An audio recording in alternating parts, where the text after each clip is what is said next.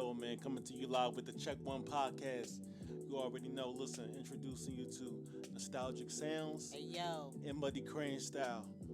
We will be bringing you today, a hip hop discussion based off of hip hop albums, hell yeah, songs, and favorite producers. yes. So today I'll be starting off saying that my favorite album,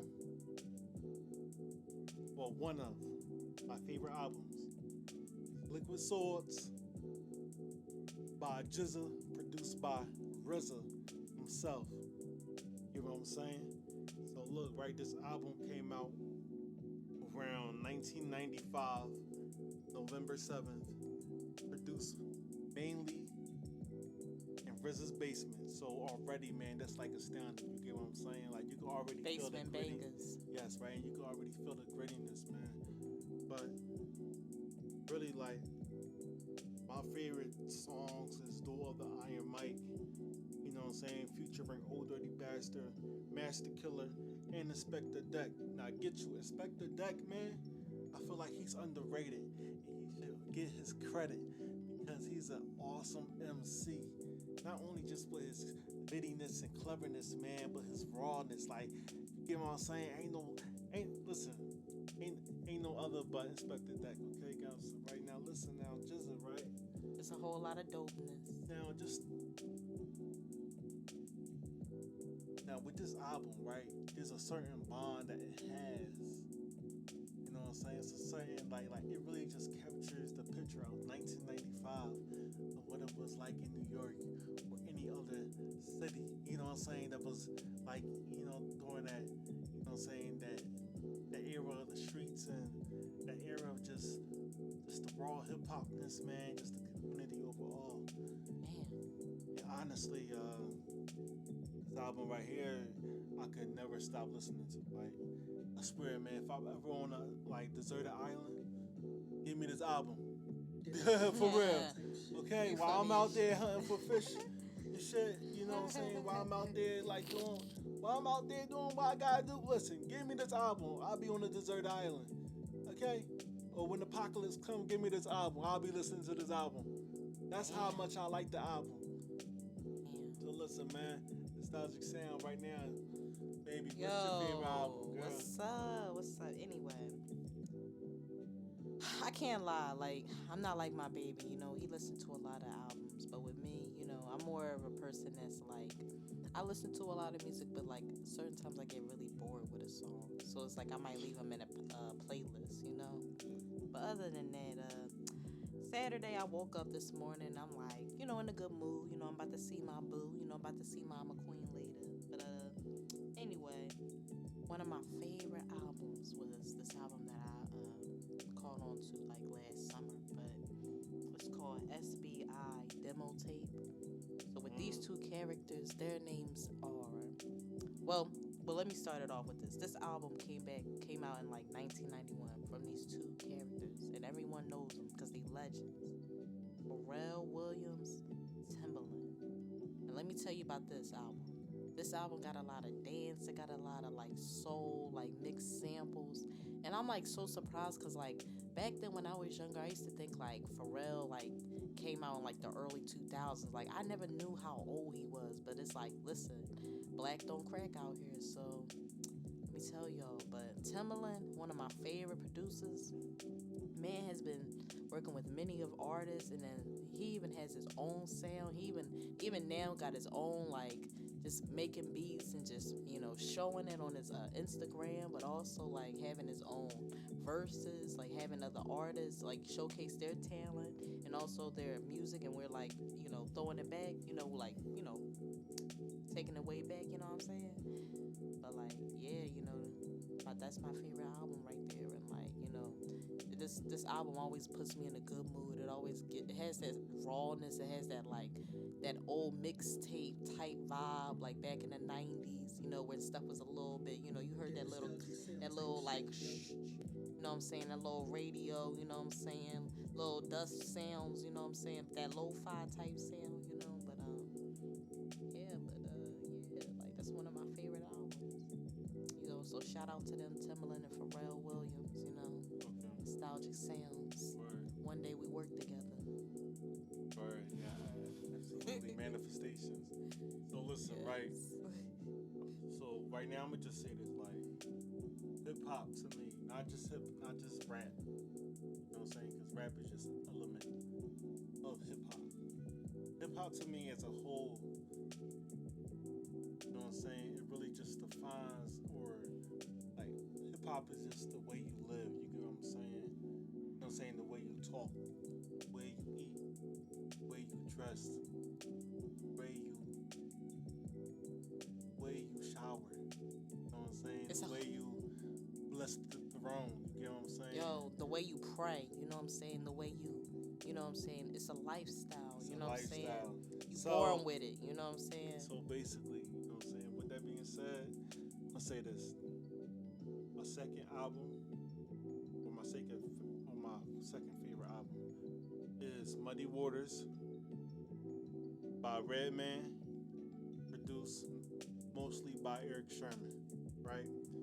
So, first of all, the intro itself is very crazy because it comes in like boom ba da, boom ba da, boom ba da, boom ba. It's like already. I can hear something here. So already, right? When hearing the intro of this album, right, it gives you like just jungle vibes. You know what I'm saying? Just, in the forest vibes, or just like, you know what I'm saying, like rainforest vibes.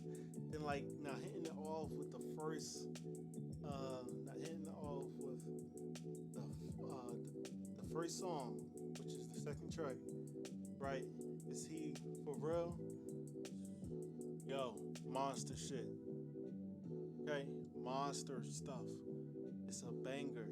The production, okay, the crispy production got so many layers to it, man. Like, it can never get old to me. You get what I'm saying? Damn. Then, like, Redman funny lyrics. Like, Redman is a funny lyricist, besides from Ludacris.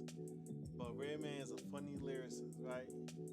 And so, the second song, Rock the Spot. Rock the spot, rock the spot. Yo, listen, man. Keep on telling y'all, Redman is the greatest, or one of the greatest. Legend. You know what I'm saying? And this album right here, it came in my life at a special time because I was 16. I get you, 16. I was an angry ass motherfucker. I was an angry ass person. You know what I'm saying? But this album, no, I don't think I was 16. I think I was like probably 12 or 13. Yeah. This album helped me throughout my life right here. This album helped me throughout my life. It told me that, you know what I'm saying? It told me that I could just be me. I ain't had to be like nobody else, so I had to follow a crowd. You know, so this album right here, I hold dearly to my heart.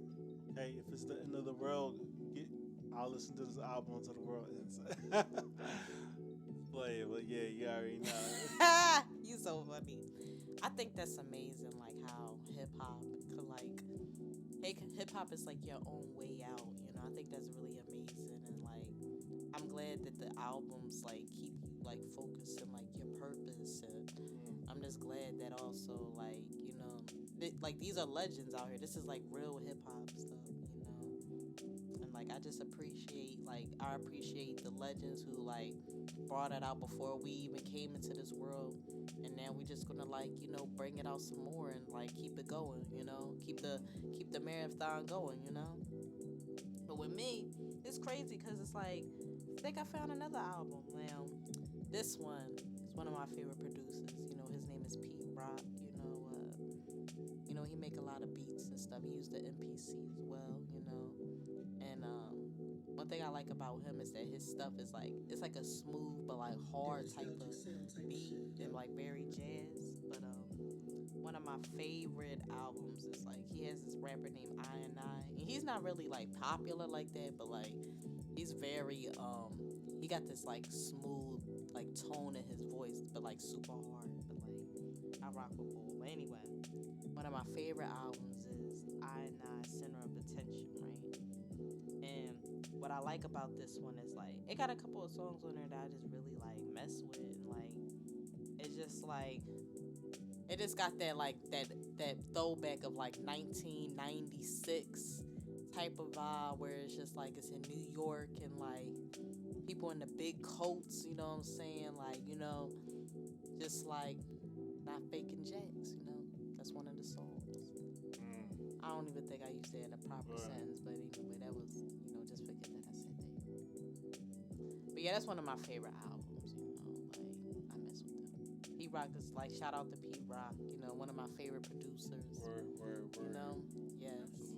Absolutely. So look, one more. I'm gonna just give y'all one more. Now, this album right here is from a recent artist. Well, this artist, he been out for a while. But yo, right now, he is the voice of the streets. Right now, this artist right now that I'm about to name right now is the voice of the streets, man. His name is Rome Streets. Now listen, now he got many albums that I like from him, right?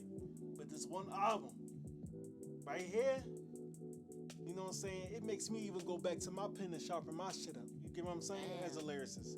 And the album is called Hit Crack. Now listen, right?